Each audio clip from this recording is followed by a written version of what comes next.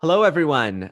My name is Cameron Crozman. As you might have noticed, Jim Campbell is not with us today.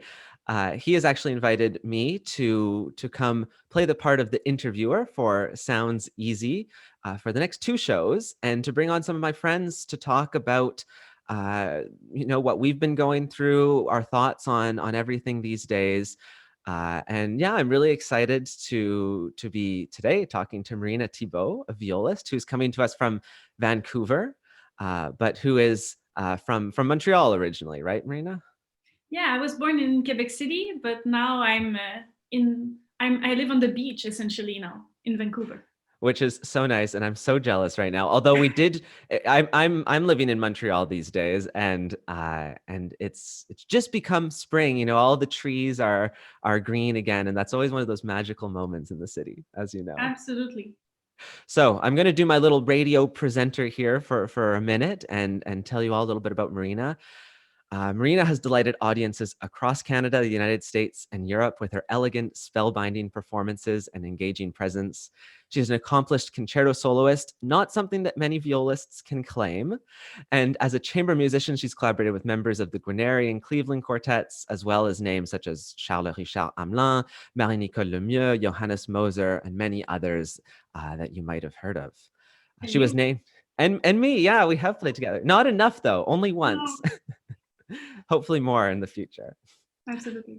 She was named CBC Radio-Canada's 2016-17 Classical Révélation Artist and holds numerous honors and distinctions, including first prize in the string category of the Prix d'Europe and awards from the Per Lindsay and Silva Gelber Foundations. Most recently, Marina joined the faculty of the UBC School of Music as assistant professor of viola and chamber music in 2019, as well as serving on faculty at Domaine Forget in the summers. And she's currently completing her doctoral degree focusing on women in music and on sports psychology applied to elite musicians, which I believe is what you're in the middle of finishing up right now, actually. Yes, I mean I could just show you 1/3 of everything that's on my desk right now. It's just madness. It's incredible. And on top of all of that, you have two children, Lucien and Tabea, who I'm sure also keep your hands full. Yeah, they do. And have you been doing, I know that you do a lot of knitting and spinning and sewing. Have you found any time for that recently? Yes. Yes, perfect. I wasn't sure. Sometimes I manage to knit on Zoom, but not today. Not today. It's so great. I mean, I'm always so incredibly impressed at how much you're able to do all these things, and you always come across as so calm and in control of everything.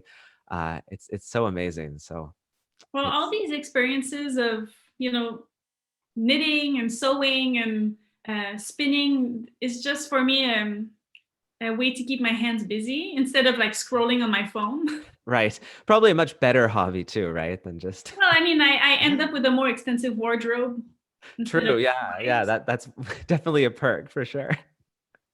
So we actually last saw each other over a year ago, right, like only a week before the whole first lockdown hit. I was in Vancouver. We had a lovely dinner together, Yeah. and spent, I think, most of the time talking about all of these future projects we had in mind. Silly us. Silly us. But how have you been doing since then? We really haven't caught up since, and it's been obviously a very different year than we probably would have expected when we last talked. I've been doing, I think I've been coping well because, well, one of my area of research is sports psychology. So actually that has been such a blessing to dive into that topic more and learning to, know more strategies about how to be better equipped at life. And then that helps my teaching, that helps my playing, just being a regular human as well. So I definitely saw this blackout as an opportunity to continue working on my doctoral degree and just finishing it. It's really difficult to, most people doing DMA, they will find it difficult just doing that. But adding the full-time job and adding the kids to that mix, it's kind of a heavy smoothie. to Yeah, handle. totally. I mean, it's extraordinary and it's so great. I mean, and we're going to talk a lot more about what you've been doing in your doctoral studies. And I want to talk to you about the sports psychology thing and this Oh, whole, great. So I won't spoil too many we won't details, but spoil too that's what much. I've been doing essentially. Okay. Well, I mean, it sounds like it's, it's always nice to have things to do right now, especially. It's been, I know for myself, it's been one of these times when there's periods that are very busy and periods that are very empty. But yeah, I've definitely learned to find ways to keep occupied. And you, as you were saying, you develop new systems and sort of to cope with everything Mhm. that's going on right now. Well, I have no doubt that you've been thriving. You always find a way to just win the game. Oh, thank you. I've been trying my best anyways. Before we sort of get started on some of for everyone listening, Jim sort of assigned me a task in these interviews. He wanted me to really sort of find out what my friends and colleagues of my generation are thinking about the world and what we think of sort of the future and what our thoughts are and all of that. But before we get into that, I do just want to like talk a little bit about you, Marina, as a violist, because it's not every day that there's not that many viola soloists in the world, and I think you're one of the very few people that can really call yourself that. And I actually wanted to know, because I have never asked you this, I realized, is how did it all start with the viola? Because generally people don't actually just go and pick up a viola and say this is going to be my instrument. I'm curious to Unless hear it's the beginning. Tabea Zimmerman. Yes, right, exactly. She's a noble violist.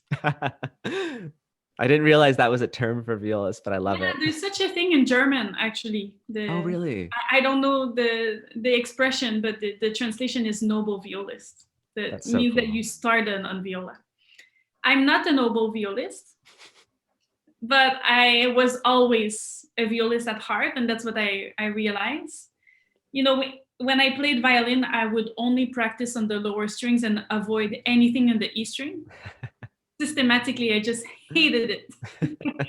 And I was one of that child that, at 12, 13, I would ask, could I play Prokofiev violin sonata, or, when will Okay, I get yeah. to play Stravinsky violin concerto or Dutilleux. Yeah, yeah, My violin professor was like, she's weird. yeah. And then at one point, I tried viola at Domaine Forget because Bruno Giorana, he was teaching, and he played both Brahms sonatas. And it was the first time that I heard viola for real. Because, I mean, for real being like exposed, right? Before it was always like the line I couldn't hear in terms of music, or, Right. uh, the cheese and the sandwich and the orchestra parts that the violists were not playing out, so you couldn't hear. Yeah, exactly. And actually, there were no violas at the conservatoire in the orchestra that was advanced enough to do the orchestra program. So they would Okay. hire members of the Quebec Symphony. And so there was kind of a hole in our school. Right.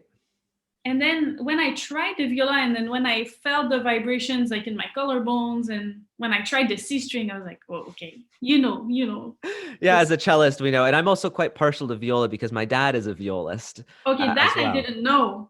Yeah, not performing anymore, but he was a violinist who eventually switched to viola. So I've always had, obviously a soft spot for violists, as I believe many cellists do, actually. Well, that explains a lot of your, natural holistic approach to the lower register. And so I tried the viola at 14, the viola of Bruno Giorana. Okay. And then I told, like, back in September, that was over the summer. In September, I asked my violin teacher, can I do both?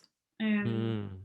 And she said, do like me, marry a violist, but don't play viola. And for me, that was the that was the first thing I needed to hear, to just put my violin in the case and be like, see ya. And that's That's what I so did. awesome.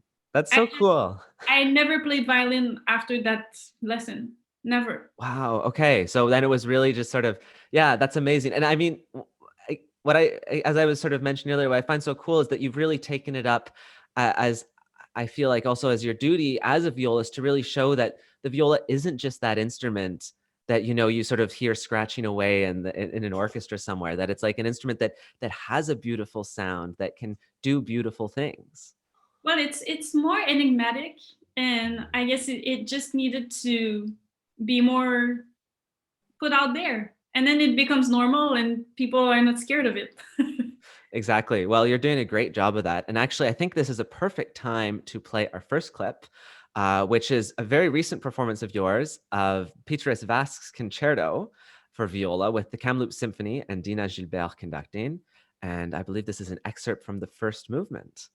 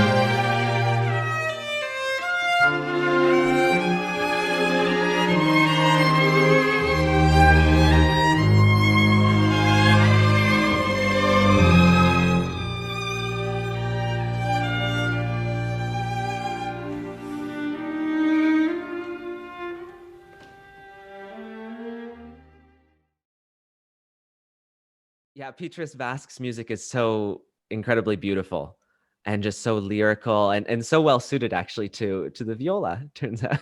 Yeah, I mean, he's a bass player, so he gets that rich, dark atmosphere. Right. Did you get a chance to meet him when you No, were but working? I'm finally able to communicate with him because he Okay. speaks Latvian and Russian and German. Right. I speak none of those. I speak other things, but not those. We were communicating via shot for a long time, Okay. but that had some limitations. To Of always have course. a middleman. Totally. But now it's much more personal. I'm in touch with his daughter, and Okay. she's, I feel that when she's translating, at least she's with him. Right, exactly. And I think that's important. I actually got a chance to meet him and work with him once in a Oh, summer at a summer festival. We were playing his piano quartet. oh, I And love I that piece. so beautiful and like so epic as well. And I Mhm. remember that same problem is that he couldn't communicate and no one was there to translate either. But I remember him coming and coaching us for an hour and he's someone who comes from very humble backgrounds actually. Yeah. And you really feel when he's there with you and he's sort of trying to show you how to play this music, you realize it is very much about it's very grounded in the earth and in something very like transcendental and yet simple at the same time. Yeah, he's very spiritual and a lover of nature and the planet, the environment. Mhm. And I mean, if we're connecting this to what's important to youth, that's definitely something we have in common, right? To Totally. Exactly. We're going to change topics a little bit here. I actually want to talk to you about one of the main focuses of your doctoral search, which is women in music. And one of the very exciting things that actually happened to you shortly after we last saw each other was that your album, your most recent album, Elle, was nominated for a Juno Award. Right. That was right after, I think that was like the week after we had dinner together.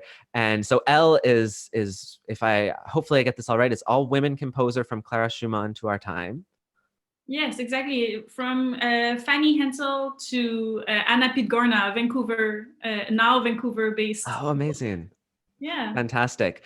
And so I just wanted to get to ask you, you know, when did this come about? What sort of got you into this, like to really diving into this idea of women in music that eventually led to this CD?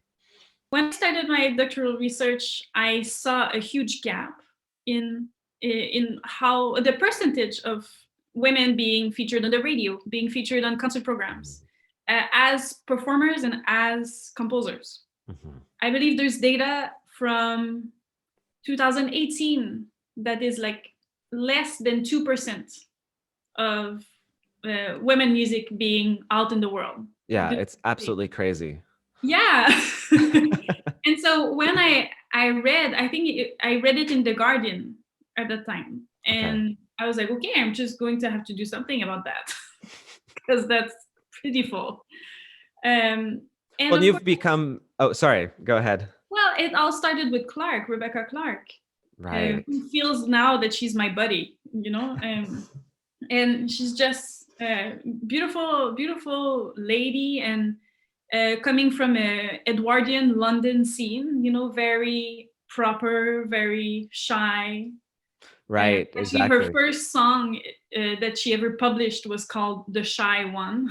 And I think that's very representative of her career. She wrote mostly chamber music, small, effective, lullabies, you know, very, she was not allowed to take on orchestration because that was not a women's topic. Okay, wow. And at that time, it was crazy because women were really perceived as an inferior species, like issued from archaic Darwinism. Right. Yeah, no, exactly. Like not only that they were weaker physically, but also intellectually, there was a strong belief that women were not capable of these things. It's so interesting. I just finished reading a novel by E.M. Forster, A Room with a View, and that is completely, you know, sort of early 20th century and deals with very much the same thing. And this whole, like, you're put into this world where he's really questioning this idea, because that, you're so right, that was the view at the time. And it's so interesting to see how that sort of really started this whole idea of questioning, well, why? And does it need to be that way? Well, absolutely not. And also it's I never intended my album to be called Elle, by the way. Okay. Oh, okay, interesting. I don't want this project to be seen as a theme, because women are not a theme, right? Right. But of course, the album, now living in its digital era, it needs to be easily identifiable online. Of course. And so the label Atma suggested that name, but actually my initial thought for this project was Bringer of Light, because that was the title of Anna Pidgorna's piece. Okay. And that's what I thought that these pioneers brought upon, was light to women and, you know, to their work. And that's what I wanted to do. So that's how I see this research is, it's inclusive, it's amplifying the voice of women in music. Right. And it's showing too, yeah, that's so interesting. You know, that idea that we still, even today, we still need to, this whole, with the name of your album and this story, that there's this sense of, well, you know, to market this properly, we need to take a theme, and the theme is women. And you're right, it shouldn't be a theme. It should exist on its own. You know, it was so interesting today. I was writing an email to someone about, we needed a program, and someone wanted to include a woman composer. And I realized how in English, I always feel so terrible, because you always need to say a woman composer or a female composer. Whereas in French, there's actually a word for a female composer. Compositrice. And I'm very annoyed in English that that's something that we always need to sort of specify, and hopefully. It feels very limiting. Completely. Yeah. Well, all of a sudden you're separating it, right? Yeah, and it feels like we're trying to fill a quota when actually it's just incredible music. Music has no gender and sexual orientation or race. Music, Mhm. if it's good, I'll play it.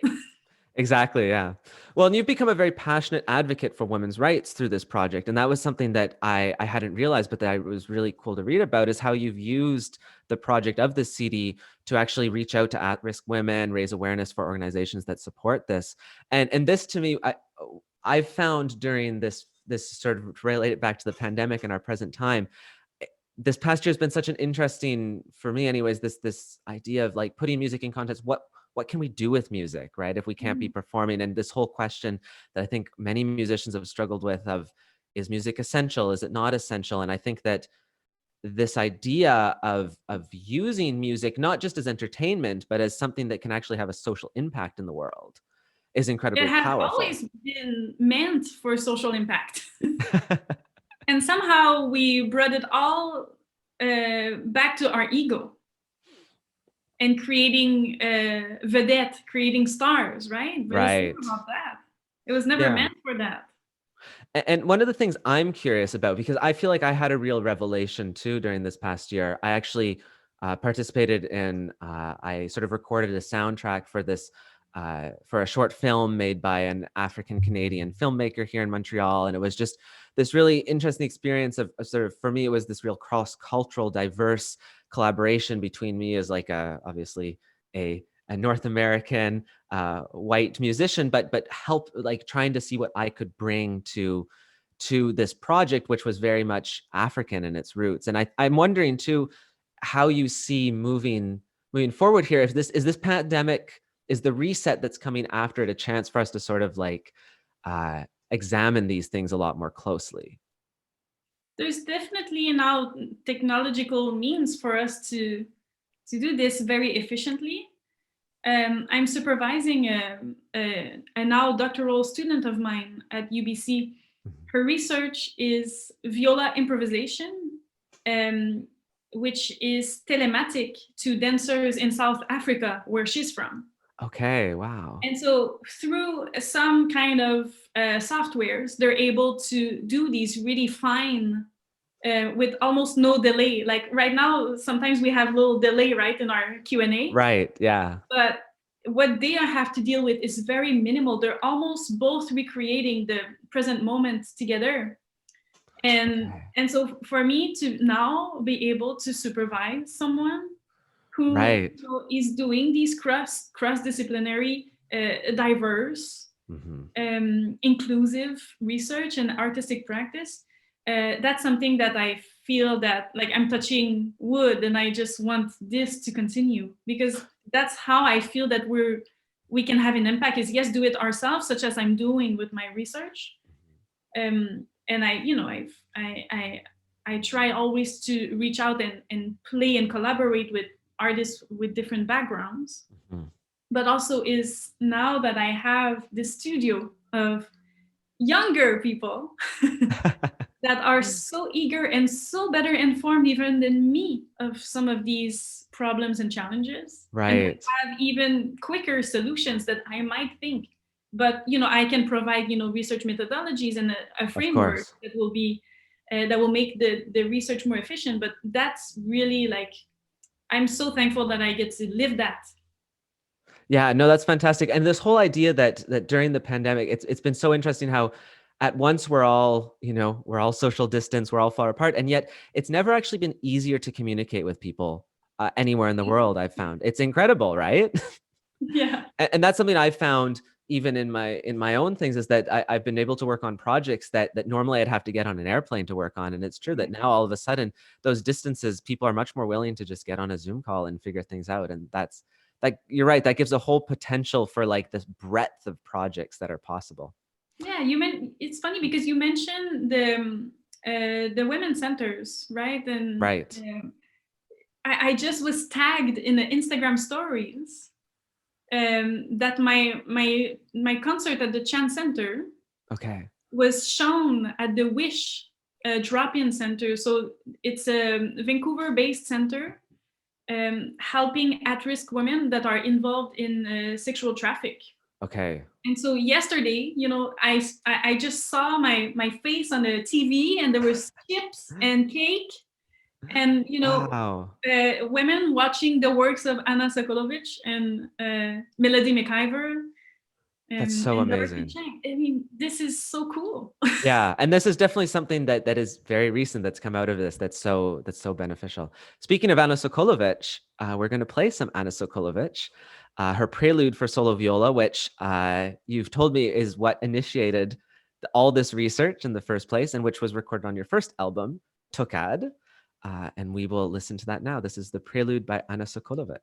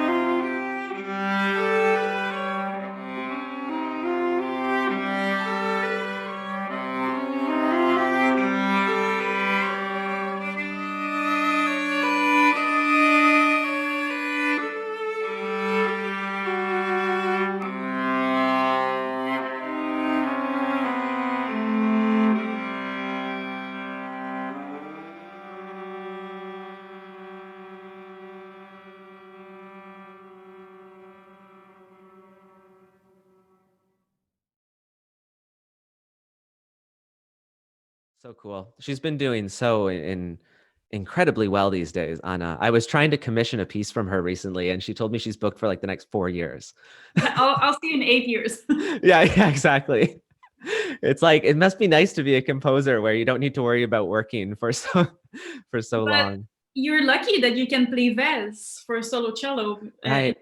It's an incredible piece, and it's because Anna and I are both enthusiastic about fiber arts, and it's Okay. actually Vez is a embroidery technique on house shoes. Right. Yeah. I haven't played it, so that now you've made me want to play it. Maybe this will be my You project have for to next. play it because also Yeah. I'm getting, otherwise I'll get it transcribed to viola.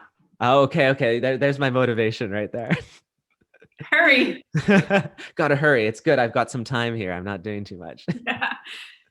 So you had mentioned how you're working with students now at UBC, and that's actually what I wanted to touch on next, because I think that's so cool. First of all, and I think it's been obviously very interesting for you because you started in 2019 before we knew anything crazy was going to happen, and already in the middle of your first year, we ended all at home teaching over Zoom, and now you've gone through presumably more or less, well, you've gone through an entire year of teaching with COVID and with the pandemic, Mhm. and the question I'm actually sort of most interested on getting your thoughts and feelings are, I'm sure everyone watching this knows that the arts have been hard hit, and culture is like one of the second hardest hit sector in Canada or something.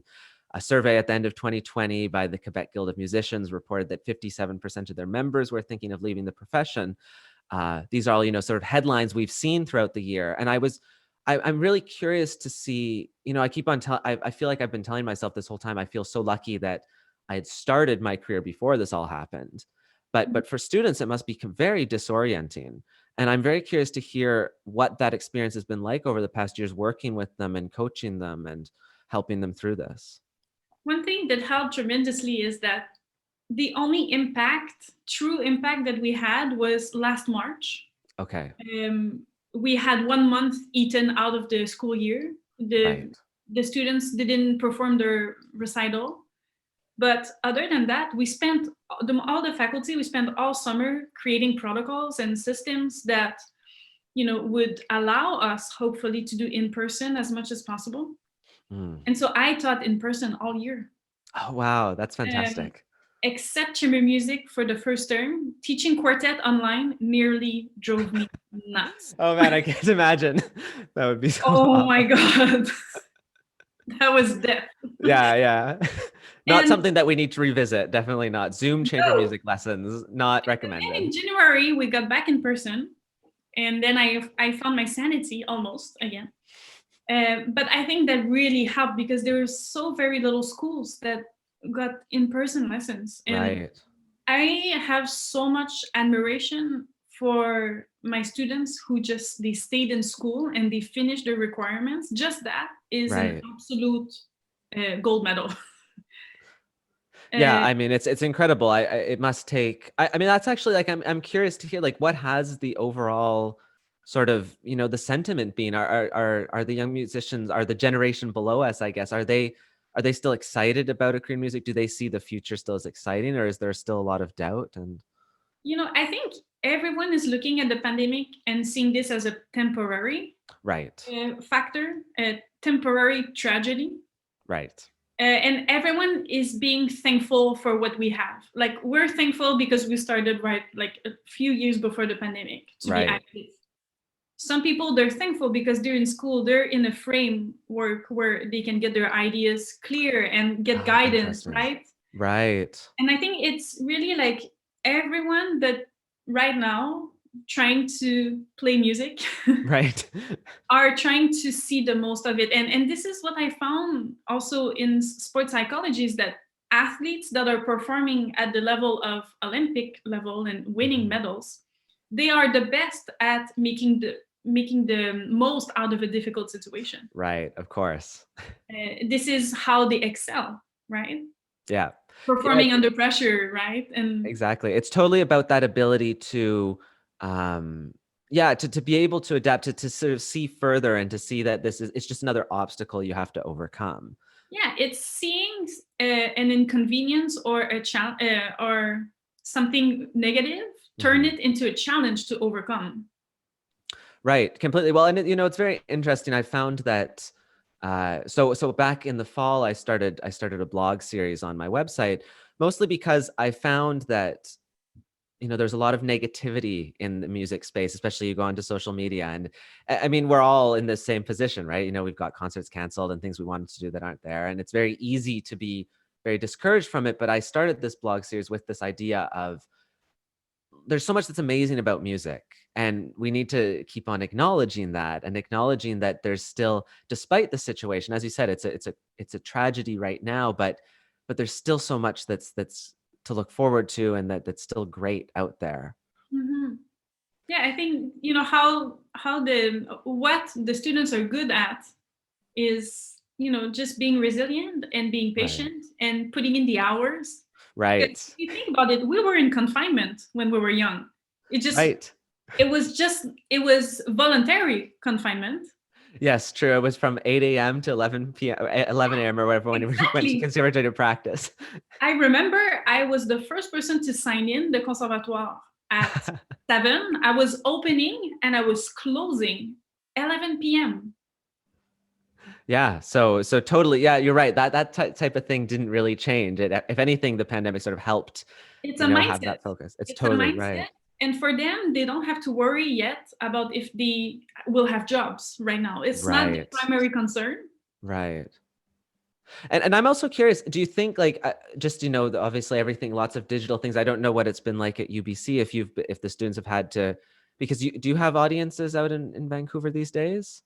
Not at the moment, but No. I've done a few performances that were pre-recorded, Right. and with the extensive cinematic team and Right. Yeah, exactly. I'm curious if any of the younger, if any of the students or anything, if I think for us that have been already in the profession for a couple of years, it was sort of a shift, right? To go from, oh, we're used to having audiences. But for students, I'm remembering now to myself, playing juries and whatever for empty rooms with like a couple jury members. Have they sort of maybe embraced the whole digital the move to digital a little bit more, or is it again just sort of on a case per case basis whether it's something that interests them or not? something that we practice in the Thibeault studio is that we use this as an audience all the time, Oh, okay. right? I use audio and video feedback constantly. Okay. Because for me, if I just press record and I put it on my music stand, I feel little butterflies in my stomach and I feel lost. Right.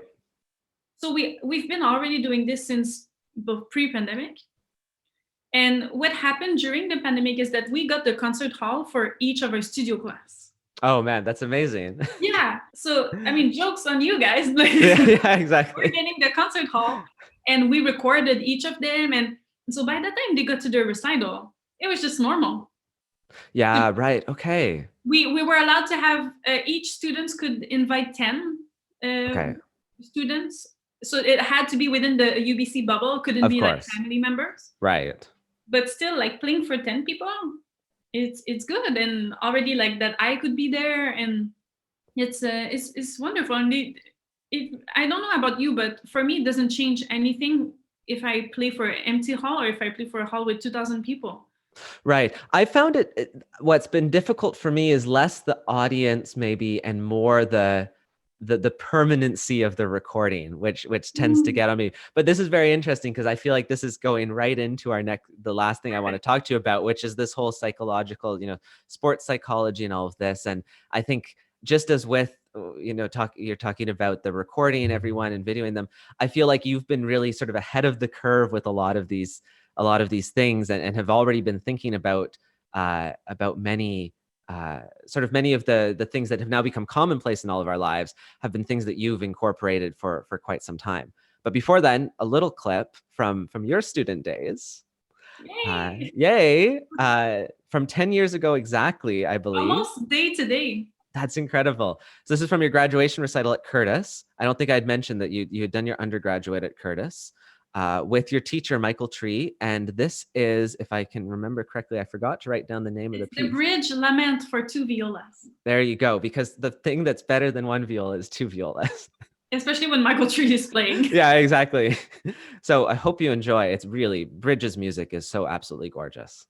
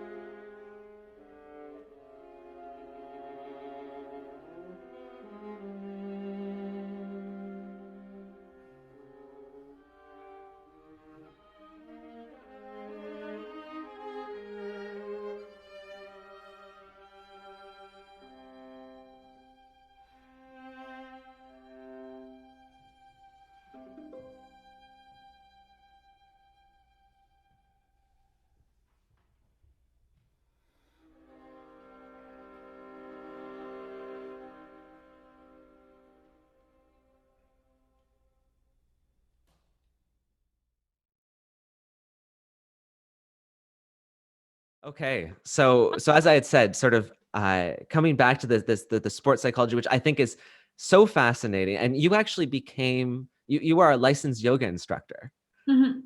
which is so cool. And I want to ask you about how that came to be. But I also sort of all this in the framework of I think this pandemic has really brought to everyone this idea, this paradigm shift that musicians have to rely on skills which aren't necessarily traditional. And I think whether it's been finding ways to cope with maybe not having concerts or finding ways, I know for myself, I really got into sort of getting the gear together to live stream and to make videos for myself.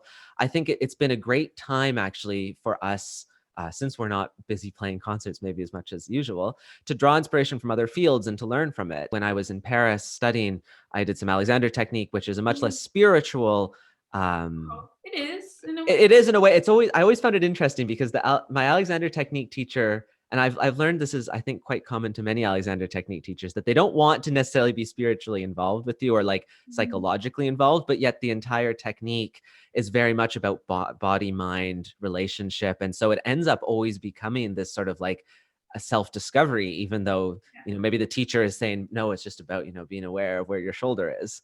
I nearly fainted once doing Alexander technique. Oh, really? Yeah, it was just like how it can sometimes work with your center of gravity, Right, and totally. how like if you're breathing in a certain way. And I remember I was preparing for the Schnittke Concerto at that time, and I had taken up the Alexander technique because it needed a lot of stamina. Right. Uh, and I, yeah, I remember it can getting dizzy makes you spiritual sometimes. Yeah, it's funny. One of my my pandemic passion has been I've been really getting into like fine Chinese and Japanese teas. Mm. And one of the things they say, which is all of course in tea culture, there's all this thing about the the sort of the energy that flows through you with the tea, and different teas have different energy. And I read one thing that was saying that a great tea should make you burp, because that's the like the exhalation of the energy, right? It's the chi coming out of you. Oh Uh, wow! and I love that, and it's similar idea to like the spiritual energy making you dizzy. Right. So all that being said, I'm curious to hear how this has sort of been, how you've applied this to your students, and how you've sort of taken these very large philosophical concepts, very sort of personal, and helped your students with them, or helped other people. Mm. I know for myself, it's interesting. Even just more recently, I've been thinking a lot about. I feel like I've during the pandemic, during this past year, I have been thinking just a lot about my own playing and trying to solve some problems, and really realizing that the root of some of my problems is fundamentally psychological. And that, for instance, like focusing on I just listened to this amazing thing where they were talking about how if you're a skier and you're skiing through trees, the last thing you want to do is focus on the trees, because as soon as you focus on the trees, you're going to hit them. You want to focus on the snow and the path. And I think that's an interesting psychological concept for music, this idea of you can't focus on the obstacles, because then you're going to hit the obstacle. Well, we only have two hands, right? So the problem is either in one of the other or here. Yeah, exactly right. Well, I mean, to circle back to how this came to be in a scholarly way, perhaps, is I was raised in a conservatoire model, right? Right. And I moved to Montreal, and I contacted André Roy, and Okay. I asked him, I would love to do my master's degree, and I took a class on the musician's body, Mm-hmm. and I picked the brain as part of the body to do my research. Oh, so cool. And so I studied a lot of Altenmüller research, that is almost like the Urtext research of the fundamentals of how musician brains work and the brain plasticity. And then it led to my first paper. This was the Zen art of playing music, kind of modeled on the Zen art of archery. Okay. And this was looking at mindfulness techniques applied to music practice and performing. And so I not only looked at yoga, but I looked at mindfulness meditation, qigong, because I had done qigong at Proshakov with Thomas Riebel. Ah, okay. And Kim Kashkashian is big into the martial arts, and Okay. one thing that yoga and meditation and martial arts all have in common is mindfulness. Totally. And I feel like that's the part that's almost that you don't, it's the part that's hidden behind it, because you always think it's about the physical thing, but you're so right. It's like the mindfulness is the core of all of those things. The only goal of the asana, of the yoga postures, is that one day you have the flexibility and the strength to sit cross-legged for 8 hours a day. Right. That's the only purpose of standing like on your head, and you know all these crazy back bends, is though that one day you can retire and sit cross-legged in the Himalayas and simply go to self-realization meditating. Right.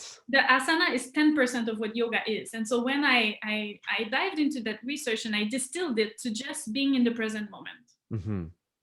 Because that's when we're practicing, that's when you're doing good practice, is when you're focusing on the tasks. Exactly. Yeah. And I've even found more recently, I found myself practicing away from the cello and just really realizing that our mind is so powerful, and that I can sit in front of a score, and if I visualize myself playing, I can fix many of my problems in my head, because I actually know, like, I think it's one of these interesting things that's almost hard to explain, is that you do, as a classical musician, I remember it occurred to me one day that, you know, it was with shifting that it first happened, right? Which is like the eternal problem for string players, one of the eternal problems.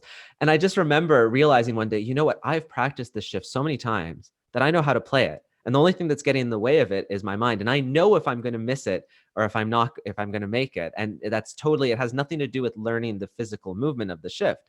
It's completely of knowing in my mind that when I play that shift, I can do it. Right. I think most musicians, when they discover imagery and visualization, it's such a relief. Right. Oh, that's such a good way to put it. I never thought of it that way, but you're so right. Because you don't rely only on physical components to make it work. Right. And for me, when I did that course on the musician's body, that's exactly when I was doing the concerto competition at McGill with the Schnittke. Okay. I had 10 days to start learning it, to performing it all by memory. Oh, and wow. it's a tricky piece for memorization. Yeah. Normally I would need longer, but through all the findings that I was getting into that research, I found that if you practice at the same time every day, you actually get more results. Just because we're creature of habits, and you path in your brain. Oh, man, that's so interesting. I started practicing always the same time. All my practice blocks were at the same time every day, and I included these visualization and, you know, like scanning the part in my head. Of course, and writing some sections, like dictation. Right. And then in 10 days it was memorized, and I won. And I was like, okay, this is scientific evidence. I have it works. Yeah. Work. And so that's what I always, every finding that is there, it's actually on my blog. Oh, okay. Yeah, so through my website, marinathibeault.com, you can go to journal, and then on the journal you'll get the Zen art of okay, I'm definitely going to read that. I'm adding that to my very long list of things I want to read. But that's definitely going near the top. You know, it's so interesting. The person who I remember putting this so well, I went in Paris to a masterclass by Barbara Hannigan, one of our fellow Canadians. And someone asked, there was a Q&A at the end, and someone asked her, you know, how do you learn all of these? Because she's a singer that does a lot of contemporary opera. And they asked her, how do you learn all these contemporary operas and memorize them? And she said, I don't use my, what did she say exactly? It was so perfect. I don't use my voice when I can use my brain. Which is so important, because we can play for many hours. And of course, I think pianists are the ones that are famous for, you know, spending like 7 hours in the practice room. But for singers, they can't. They'll ruin their voice. And I thought it distilled all of these ideas so perfectly. Absolutely. And just to say that viola is not an ergonomic instrument. What? No. Really? So you have to come with the strategies, you know, to make the most of your practice days, because after 3 hours, I can't. Right. Yeah, no, it's an awkward size. Well, I know that violas struggle a lot with finding like the right size. It's one of these few string instruments where you measure them in inches, because there's so many different sizes of viola. But actually size, it doesn't matter, because in a way I feel more comfortable with the larger instruments. It's a matter of knowing which muscles to incorporate. And those of us who started on the violin, sometimes we get into our old habits. Right. Okay. Interesting. I never realized that. There you go. Viola fact. Yeah, use your shoulder blades. Use your shoulder blades. That's always important. So cool. Well, I think that sort of brings us to the end here. We're going to play one last clip, but I just want to, first of all, say thank you again. It's been really nice to catch up. Absolutely. And hopefully it won't be too long before we can see each other in person again. I'm going to take you to this tea place I know in Vancouver.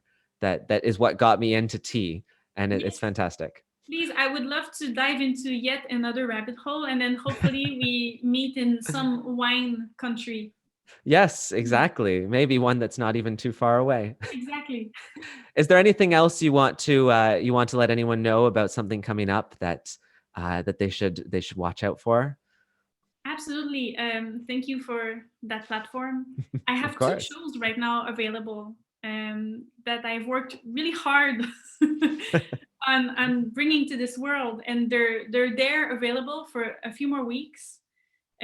One is at the Chan Center of the Performing Arts platform, so you can go directly on the website. And this is the show that we talked about with Anna Sokolovic, Cinque Danze, Okay. Melody McIver, as well as Dorothy Chang, a colleague of mine at UBC.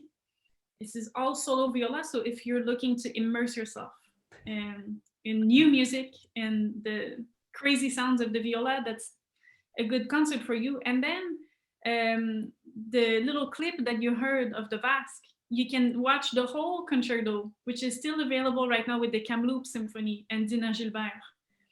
So this That's is fantastic. a viola concerto. There's only one recording available that is public. Ah, crazy. Okay, so then we all need to go watch that. And it's a very, very beautiful piece, and it's so impressive to see what Dina has made with that ensemble over the years and how the ensemble have grown.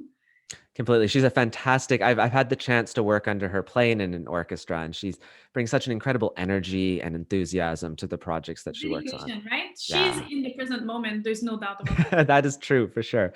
Well, we're going to play everyone out with one more clip for another upcoming project. Can we talk about this project?